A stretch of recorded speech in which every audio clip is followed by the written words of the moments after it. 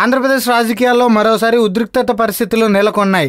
Senior నాయకులు మాజీ MP Undavalli Arun కుమార్ను పోలీసులు అదుపులోకి తీసుకున్నారు.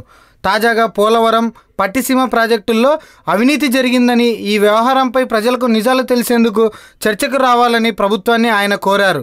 ఈ నేపథ్యంలో TDP senior MLA Butchaiah Chowdary తాను చర్చకు సిద్ధమంటూ ఉండవల్లికి తెలిపారు. దీంతో చర్చ కోసం ప్రకాశం బ్యారేజీ వేదికగా ఉండవల్లి, బుచ్చయ్య చౌదరి సిద్ధమయ్యారు. అయితే చర్చకు వచ్చిన ఉండవల్లిని అక్కడ సెక్షన్ 30 అమలులో ఉందంటూ పోలీసులు అదుపులోకి తీసుకున్నారు. ఈ సందర్భంగా ఆయన మాట్లాడుతూ పట్టిసీమ ప్రాజెక్టులో భారీ అవినీతి జరిగిందని ఆధారాలతో సహా నిరూపిస్తానని ఉండవల్లి తెలిపారు. చర్చకు వస్తానని చెప్పిన టీడీపీ ఎమ్మెల్యే బుచ్చయ్య చౌదరి మాత్రం ప్రకాశం బ్యారేజీ దగ్గరకు రాలేదు. ఈ వ్యవహారంపై పలువురు అనేక అనుమానాలు వ్యక్తం చేస్తున్నారు. అధికార పార్టీ తెర వెనుక ఉండి పొలిటికల్ డ్రామా ఆడుతూ ఉండవల్లి అరుణ్ కుమార్ను అదుపులోకి తీసుకున్నారని పలువురు ఆరోపిస్తున్నారు.